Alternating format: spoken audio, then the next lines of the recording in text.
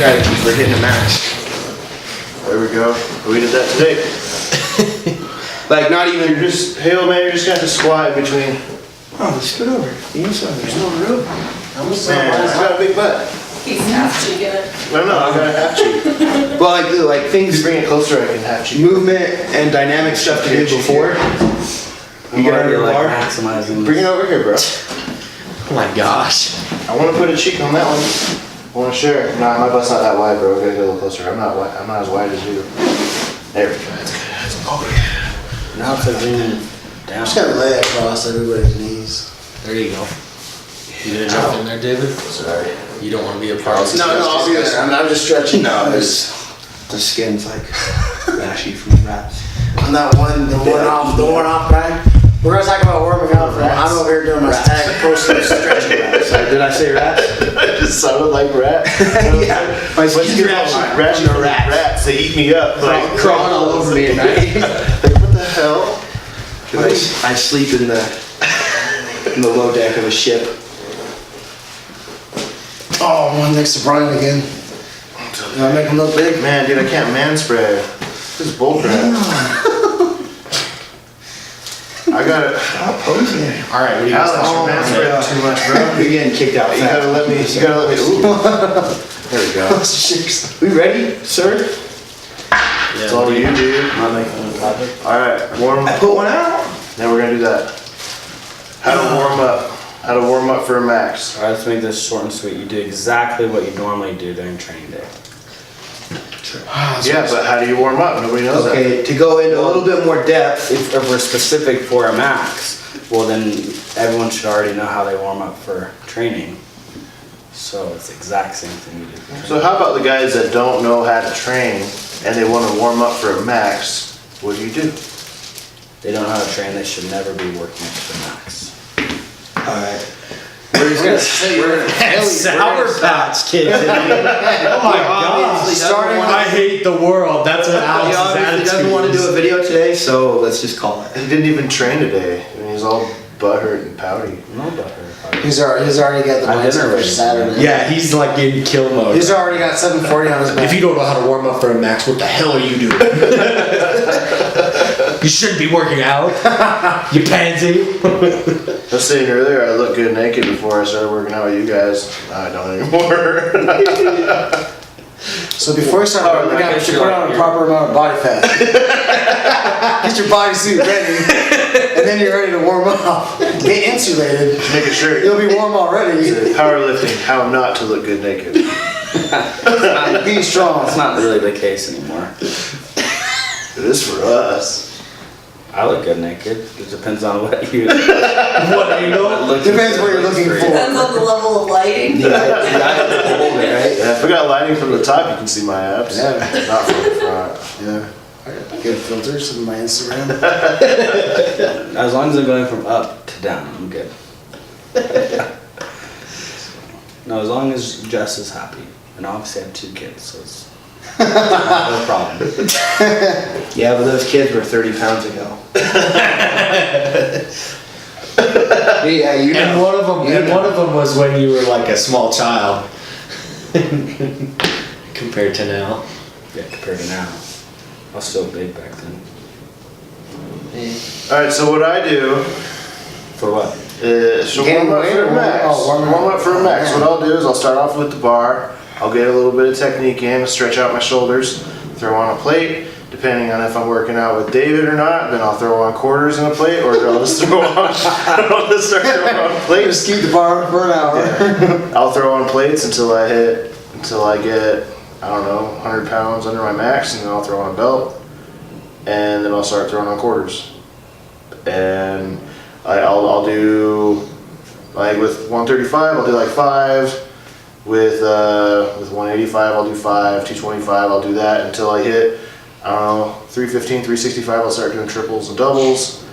And then I'm throwing on quarters from then on, I'm just doing singles and all the way up until my max. And your back max would be what? So people can kind of figure out. So my max right now is 555. And so once I hit, I don't know, 405, I'm doing singles all the way up until I hit my max. I mean, I'll hit 500, and then I'll just throw on that quarter and do my max, like I did today. That's how I warm up. With David today, we did plate quarter. I feel like I get a little bit warmer doing that, but if I'm just feeling like I just want to get it over with, I'll just do plates until I get closer to my max. Brian disagrees. Let's hear what you have to say, Brian. It's not a good philosophy I know. for a max, just wanting to get it over. Well, that's why we did plate quarters. True. Warming up, especially for a max, you want to maximize getting your muscles ready, making sure your joints feel good, Yeah. basically priming your body for a max effort while also minimizing the amount of fatigue you accumulate before you get to that weight. Yeah. So the golden rule with that is more sets, less reps. That's exactly what I said. Yeah. So you get into like over 50% of your 1 rep max, and you know pretty much everything after that is going to fatigue a little bit. Yeah. That's why usually around 50% people start cutting the reps way down to where they're doing triples or doubles or singles. I would say anything under that, I go like 5 to 8. Everybody kind of figures this out as they train more frequently, and as their max goes up, they really dial it in, like, you know the bar, and then I do 8 with 135, I do 5 with 225, I do 4 with 275, whatever it is. You'll dial it in, but never be afraid to take the same weight twice, but do half as many reps as you were thinking. So instead of doing 225 for a set of 8, do it twice for 2 sets of 4. You're going to acquire less fatigue that way and possibly get a better feel because you're unracking or walking out the weight twice instead of once. So you're working that, you're warming up to that, as well as racking the weight twice versus once. So which 1 rep max, you're only doing it once. So why train unracking the weight, 15 times in a session if you're only training to unrack it, press it, put it back once. Yeah.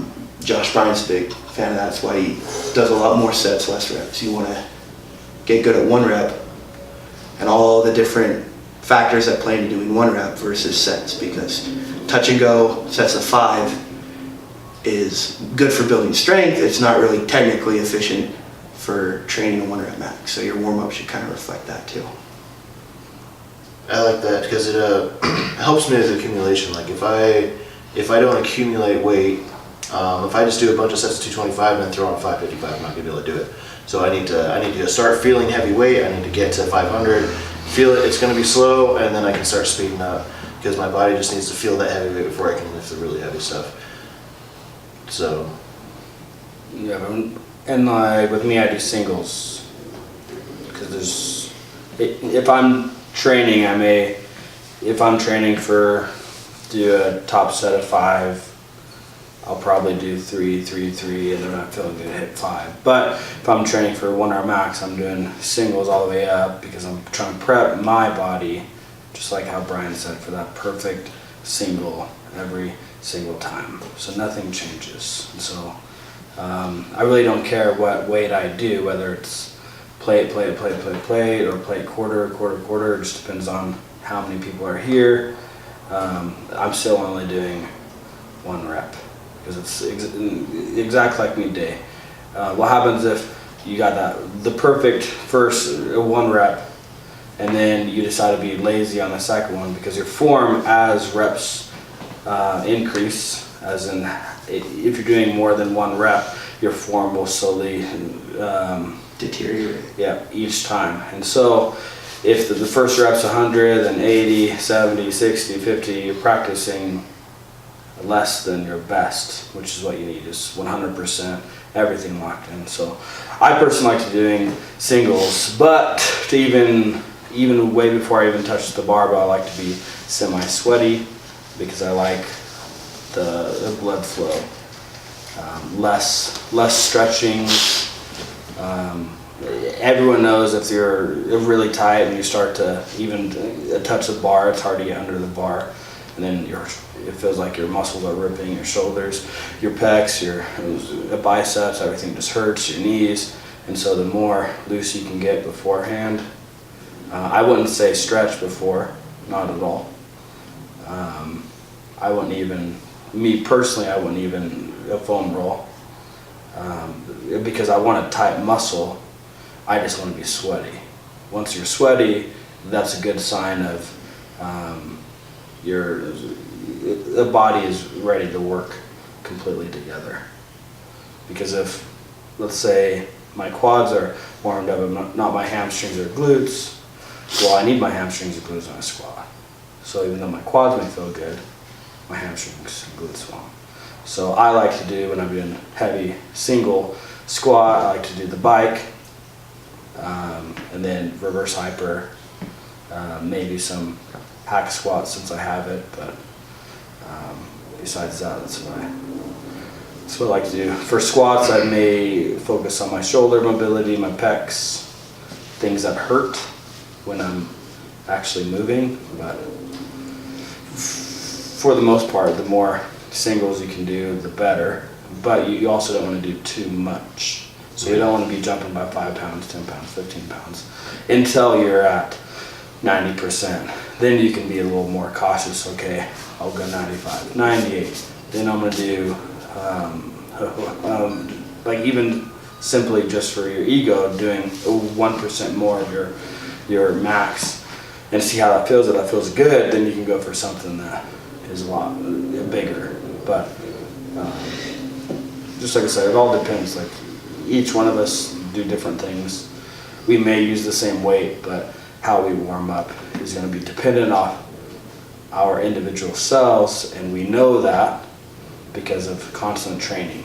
We train all the time and we figure out what works the best.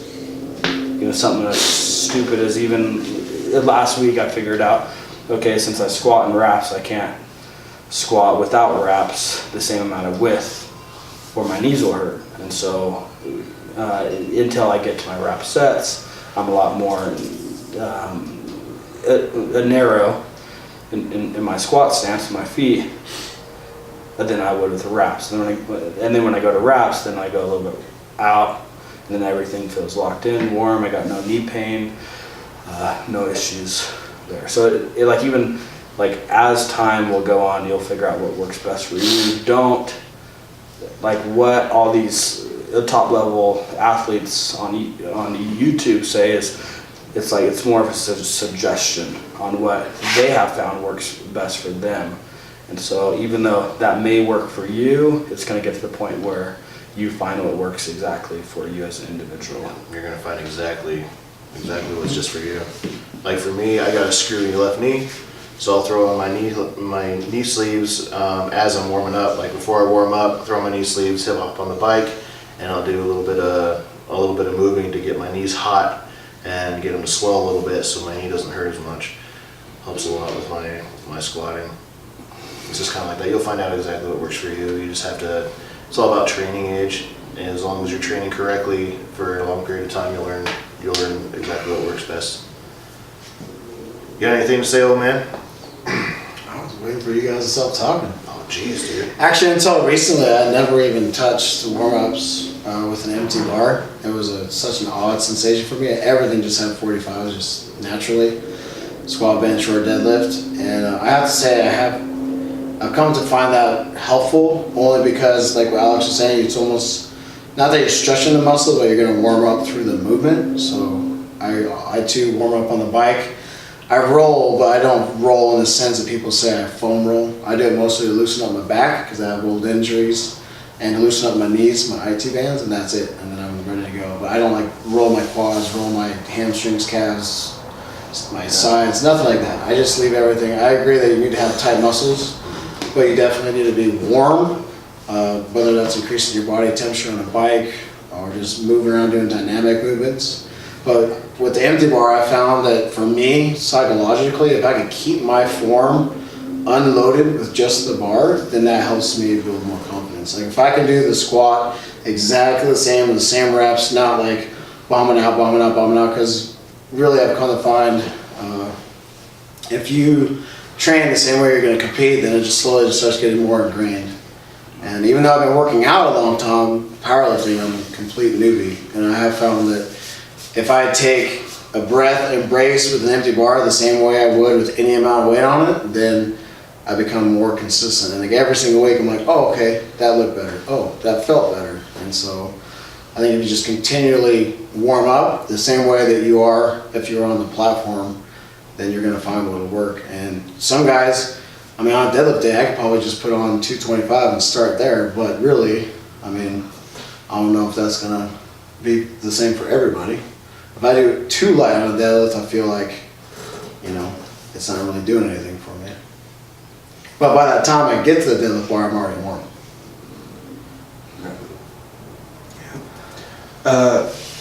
Last thought for me, for like beginners, people that are really new to lifting, you probably aren't or you shouldn't be really training maximal anyway.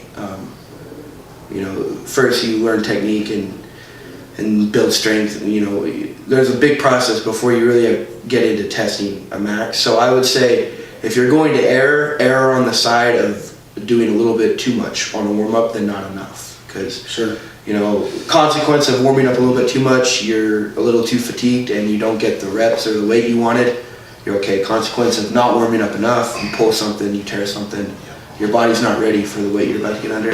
Sure. I think a majority of people that get hurt in the gym, that's probably a big factor, is they didn't do enough to get ready for what they're about to do and they just went and got under it.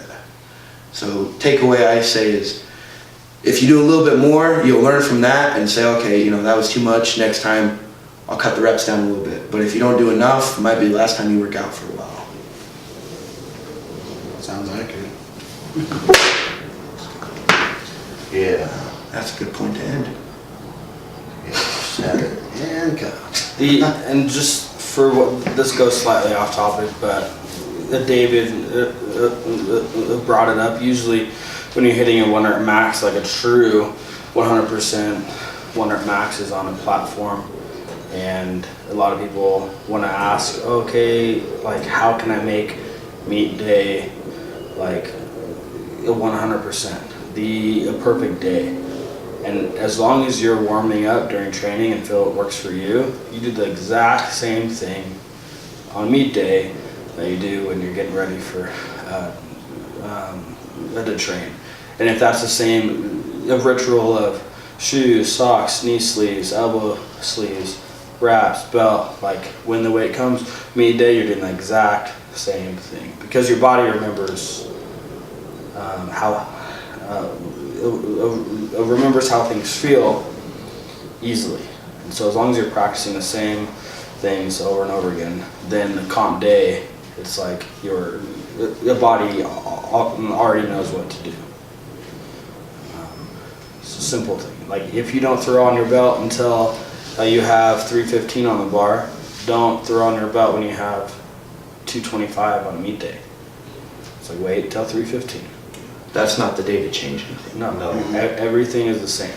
And yes, there's like you want to get quick tips, but when it's involving changing the way you warm up, you shouldn't change that until after the meet when you have time to see if that works for you.